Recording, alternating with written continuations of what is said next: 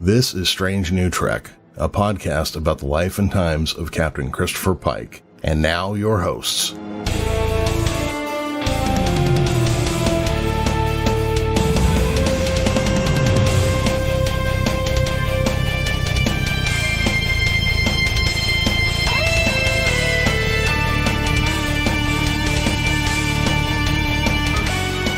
Space is a giant empty void that stares into your soul and makes you feel despair and desire to listen to 90s grunge music and wear lots of plaid. Stardate Discovery Season 2, Episode 5. Burnham and the crew navigate a dangerous alien landscape in a race against time to save Tilly's life, but Stamets is not at all prepared for what they find in the process. Section 31 is assigned to help track down Spock, much to Pike's dismay. I'm your host, Jeremy Vilmer. Joining me now is my co-host, Chris Noonien-Singh. What's happening, Chris? Oh, now I'm a co-host instead of first lieutenant? What the heck, man? Well, it's, I got to come up with a new intro each week here, I just get downgraded every time. Like, first I was the cook. First lieutenant. I guess I got a promotion, and then I got a demotion. Well, it's after that whole event with the tribbles, That's fair. Yeah.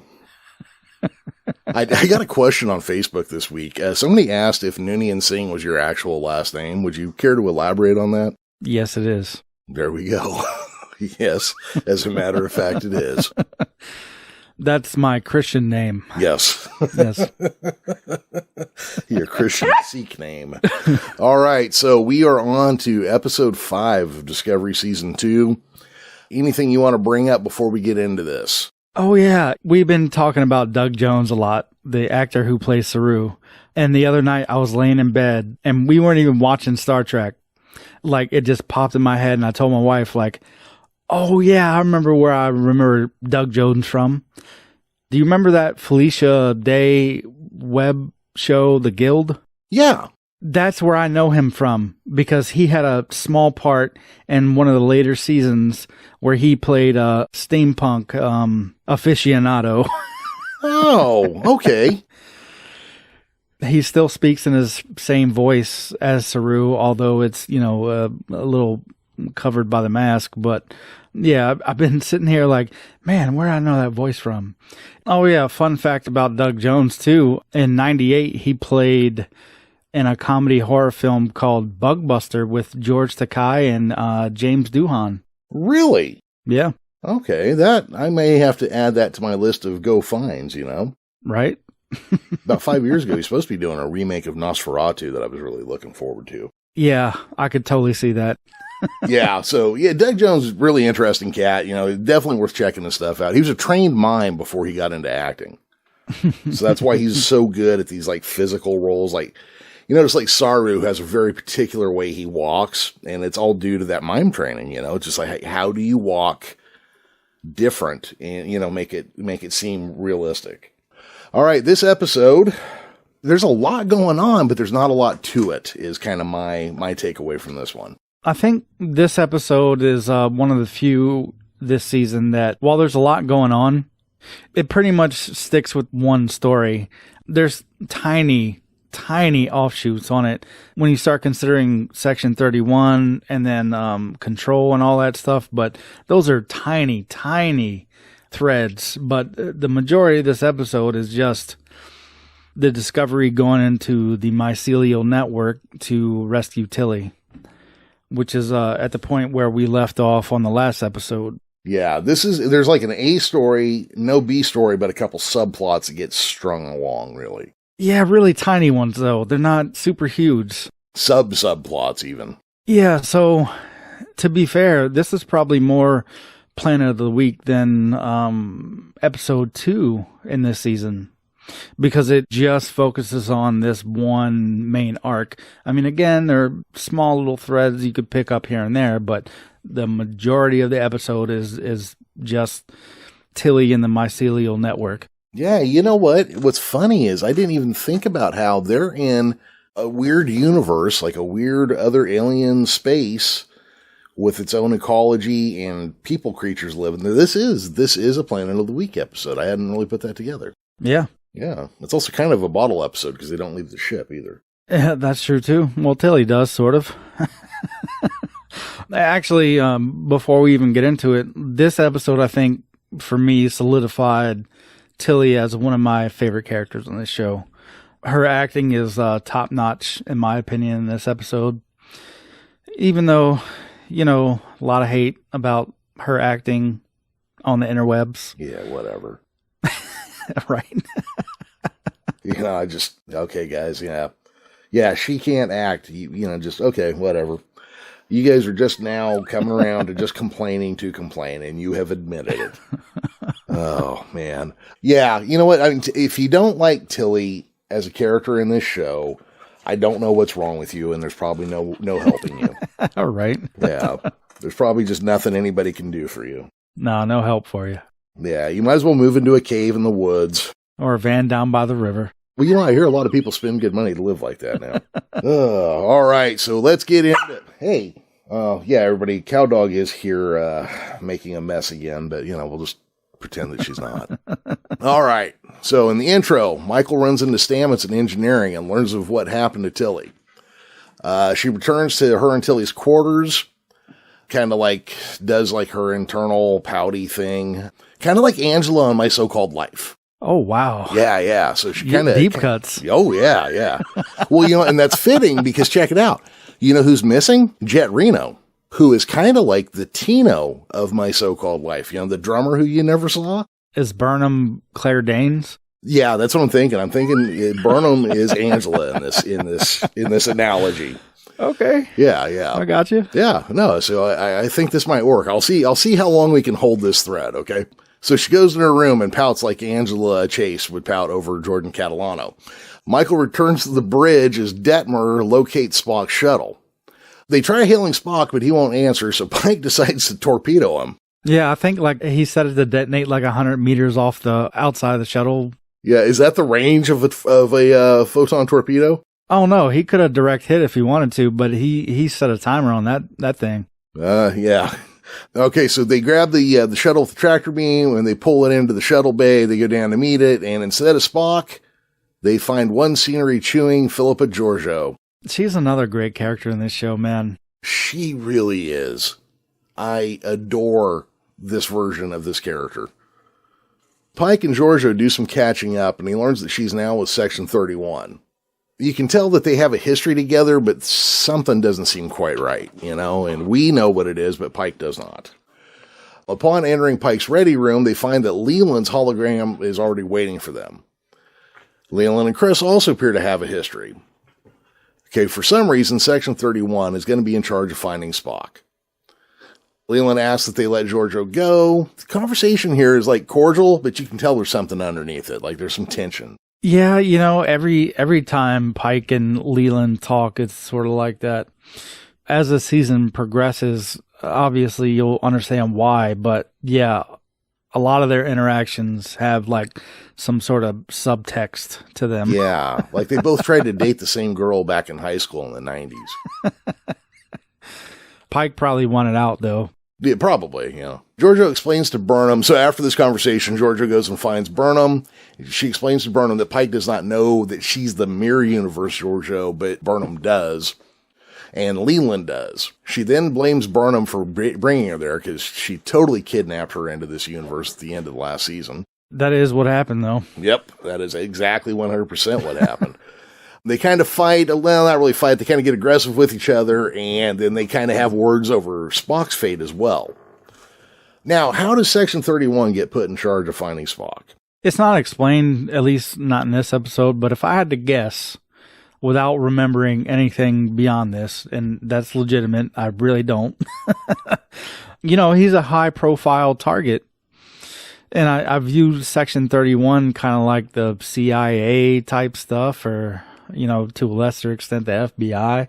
So it kind of makes sense that Section 31 would be looking for him, because like I said, given his apparent crimes, he's pretty high on that wanted list. Yeah, but see, like you're saying there, they strike me as a black ops group and not a law enforcement group. I've always felt like they were a cross between the FBI and the CIA. Okay, well, that would cover both then, I guess. I mean, me personally, that's just my theory on those guys. The Chris Noonien-Singh take.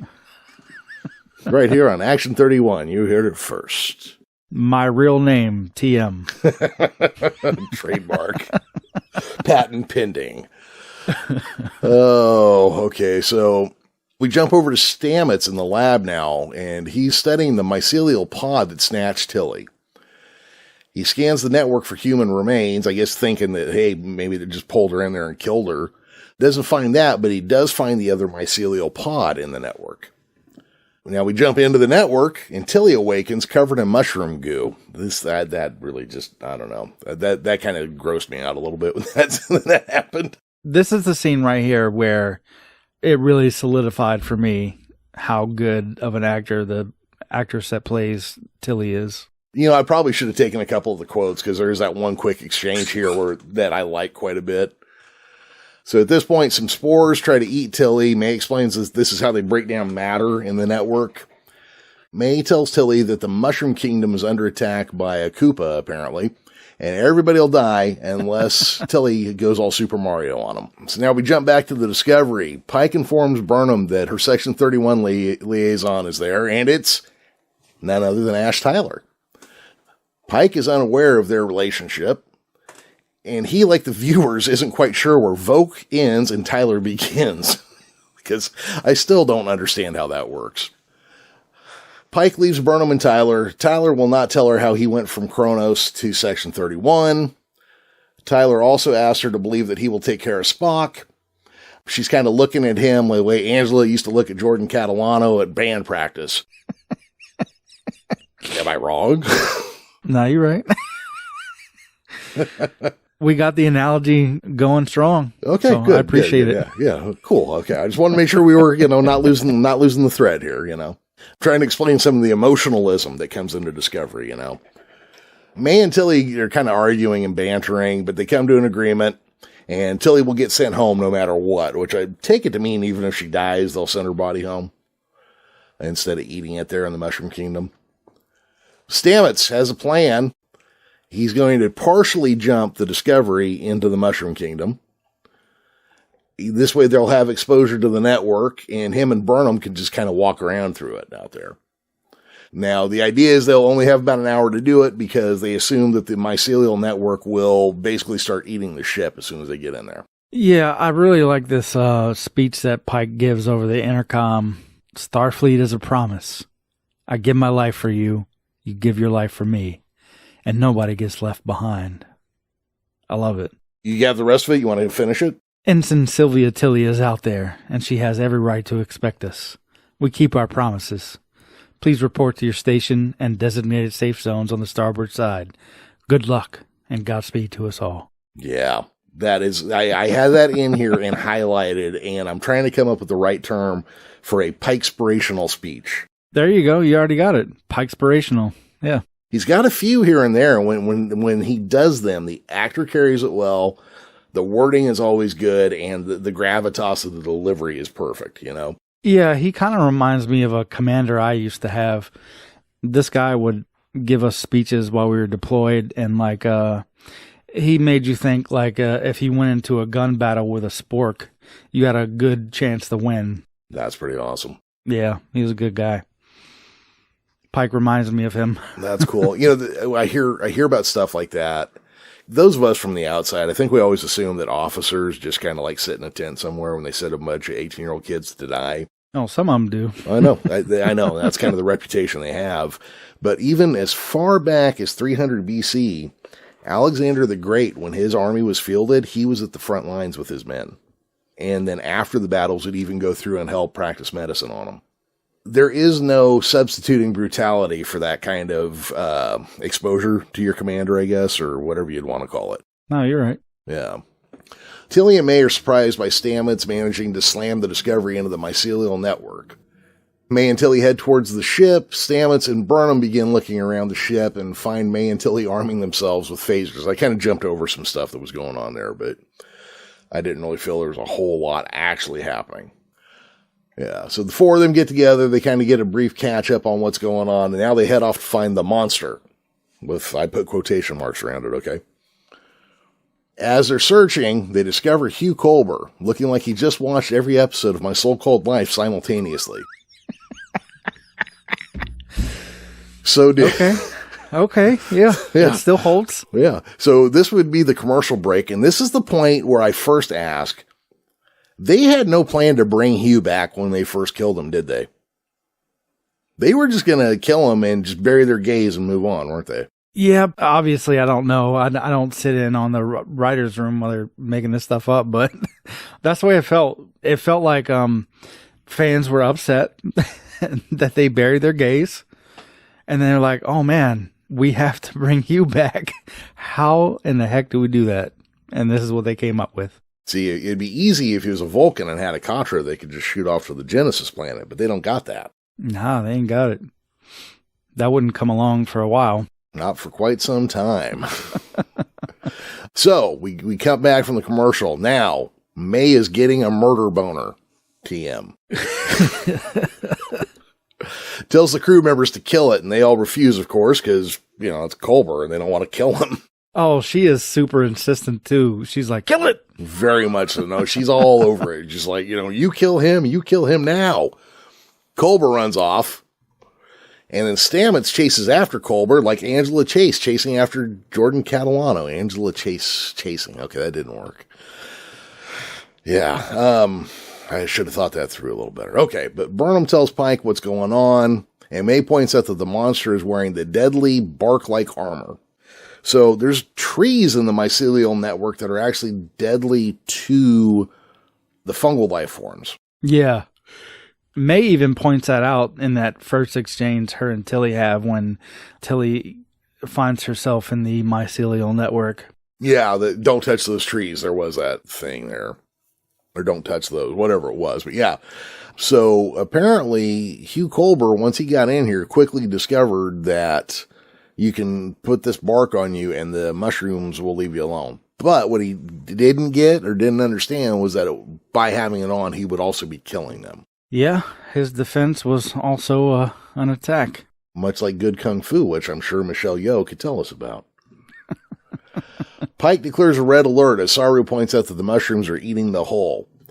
Tyler now calls Leland over his comm badge. This will be the first time I believe we see a touch your comm badge, and it's a walkie-talkie device. Oh, yeah, it is, yeah. Leland decloaks his ship, which was hiding as an asteroid, and they lock on some probes and a tractor beam to the Discovery to hold it in place. Yeah, because Tyler realizes the Discovery is having some issues. And yeah, they're going to fall in or fall through or fall apart. Some badness is happening over here. So Stamets follows Culber, talking about when they met and they dated and they went to a museum, then they stayed home one day and watched the My So-Called Life marathon. As the rest of the gang show up, Tilly explains to May that Culber wasn't attacking them, he was defending himself. Stamets invents a really, really thin explanation as to how Hugh could be alive in the mycelial network. Look, I'm just not buying that they planned to bring him together, and they had to do a whole episode with some very nasty technobabble to explain how he was still alive. I just can't believe that this was the plan all along. Yeah, it definitely didn't feel like that, because you're right. They had a lot of technobabble. They really had to pull in some BS out of their pockets to get this one to make sense. Giorgio convinces Leland to give the disco a few more minutes in the Mushroom Kingdom, because he was talking about, I'm pulling you out of there now, and she's like, nah, just a few more minutes here. As the gang tries to go back to the regular universe, it's discovered that Hugh can't go with them, and he starts to disappear. Some more technobabble, and they realize that he must be made out of mycelial matter, but if they put him in the tube that they used to bring Tilly in, he'll be turned back into regular matter. Does everybody follow that? Because I didn't. I mean, in universe, it kind of makes sense. Okay. And dude, those pods are nasty looking. I would not want to be inside of one of those. But if it meant the difference between you living in the mycelial network and then, or living in the real world, I might just want to take that chance. I probably could be talked into trying it out, I guess, yeah. At least once. At least once. God knows I've tried weirder things. Pike heads to engineering, but denies Tyler the right to join him. Cocoon melts into Culber, and Stamets and Culber hug. Later, Pike beams over. I mean, that was kind of just like this overwrought emotional thing. We kind of cut to later in the episode. Pike beams over to the Section 31 ship where Admiral Cornwall is. And she addresses Pike and Leland. She explains that one of the 7 signals left behind tachyon radiation, suggesting that there's time travel. She suggests that the two cooperate in cutting the manlier-than-thou bullshit. Direct quote. Direct quote, yes. She asserts that they have more important things to do than debate Article 14 of the Starfleet Charter, which contains the provision for Section 31. I actually had to just start pulling things together whole cloth here just to kind of keep on track. Leland and Pike are going to have to be on the same team. Leland apologizes to Pike for crossing the line. Pike confirms that Tyler's a permanent addition to the crew. Now, that also doesn't make sense to me. Why are they putting Black Ops people on the Discovery crew as liaisons? You know, I guess Spock's sister is there, but it also seems very intrusive from a military standpoint. Again, though, if you look at Section 31 like the FBI/CIA, it kind of makes perfect sense to me. The Discovery is the public face of the search for Spock, not to call back a movie of the same title. So Section 31 has to keep in the shadows like they do. Tyler being a permanent fixture of the crew, at least insofar as this mission is concerned, it didn't raise any eyebrows for me because, like I said, Discovery is the public face of the search. The CIA, FBI people have a vested interest in the outcome and making sure that because Pike and Burnham both have a relationship with Spock in some way, they wanted to make sure everything was on the up and up. Okay, I guess that all makes sense. So now the Section 31 ship is now the carpet cleaning white van outside the house where the regular face of the operation is hanging out. Yeah. Burnham receives a message from Giorgio where she demands thanks and implies the superiority of the mere Burnham over regular Burnham. She suggests that they need to find Spock before vigilantes do, and Giorgio asks for Burnham's trust. See, here's that faith thing again. It keeps coming up. You got people asking for you to demonstrate faith in them, even though they probably don't deserve it. Yeah, that's for sure. Especially Giorgio. Even in season 1, when Burnham brought her back, I thought it was definitely a bad idea. But as we've talked about over and over again these last couple episodes of Discovery, Burnham doesn't always make the greatest decisions. No, she really seems to have some decision-making problems. Now, I mean, granted, that's not to say she doesn't have her reasons, because I feel like even the decisions that she makes that I don't agree with, her heart is mostly in the right place. Although with Giorgio, that's a tough one to swallow, because that is obviously not her Giorgio, and this one's the empress of a totalitarian regime.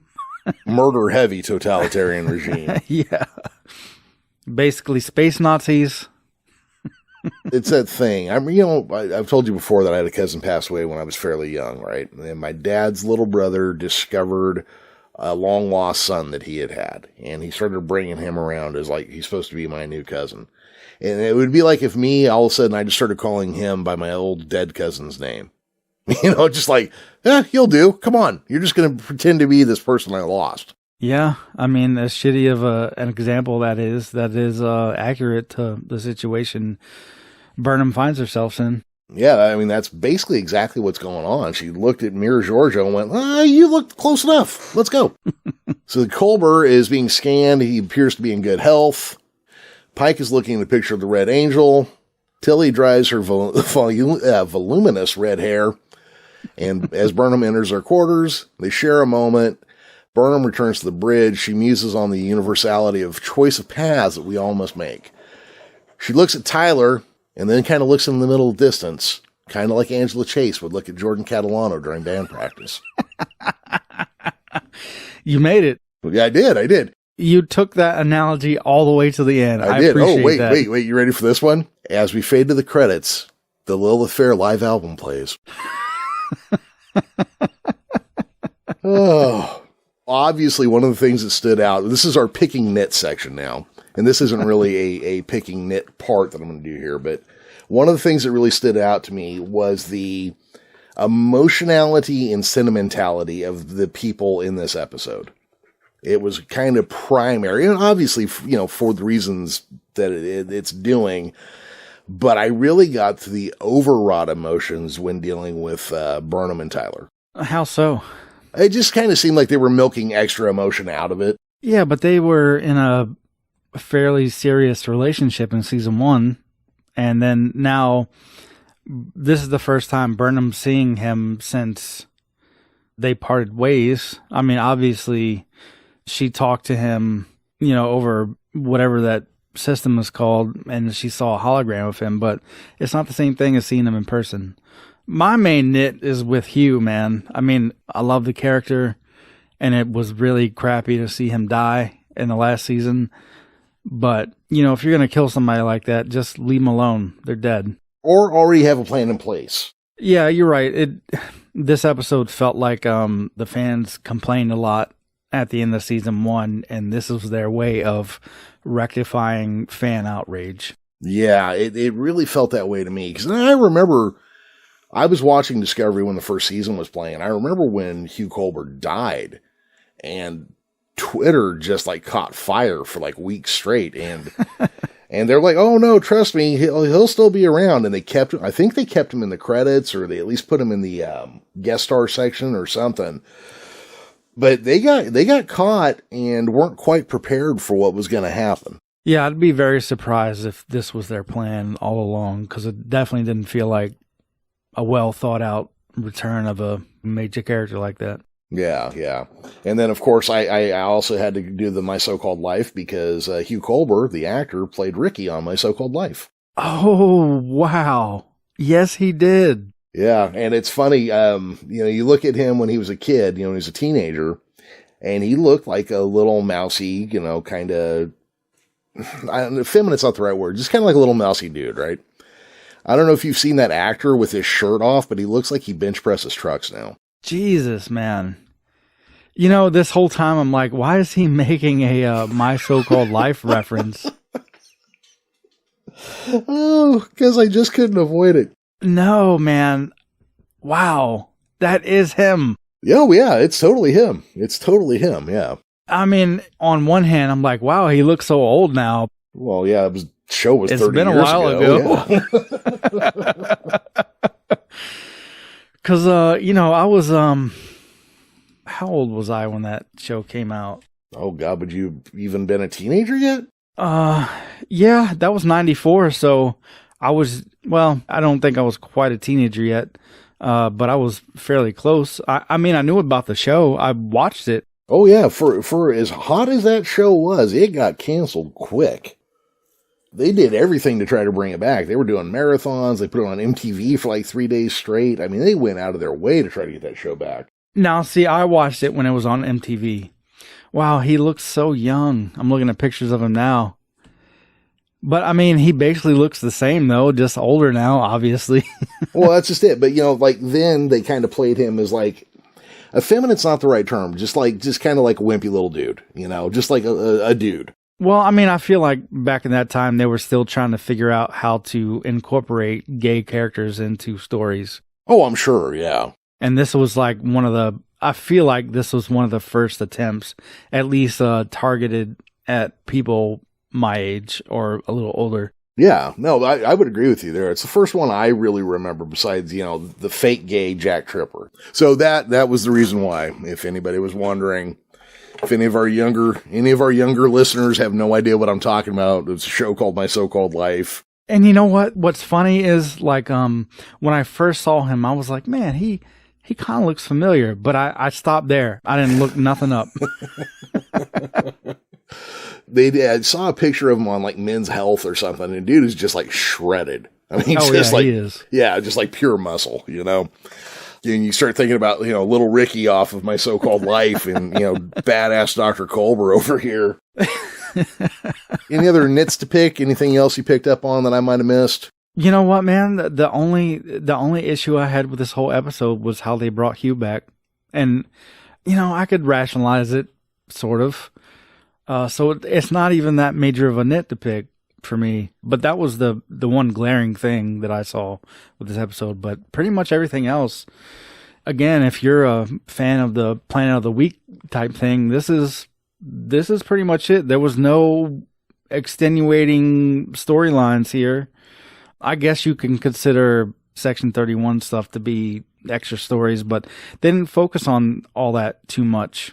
No, it really was all about Tilly's missing, what's going on down there. That was really the primary focus of everything. All right. So where are we headed next week, Chris? Oh, yeah. So Pike is awaiting execution in a contaminated orbital spaceship. His planet is destroyed by a mysterious plant. With the help of a stubborn girl, he must make first contact with a terrifying new race in order to avert disaster and save his own life. Man, that sounds like a good episode. I can't wait to see where this goes. Man. All right. Well, everybody, thank you for joining us this week. If you have questions, comments, or theories you want to run by us, hit us up on our website at strangenewtrekshow.com or follow the links in the show notes for this episode in your podcast app of choice. I want to give special thanks to Miguel Esparza for the Strange New Trek theme song.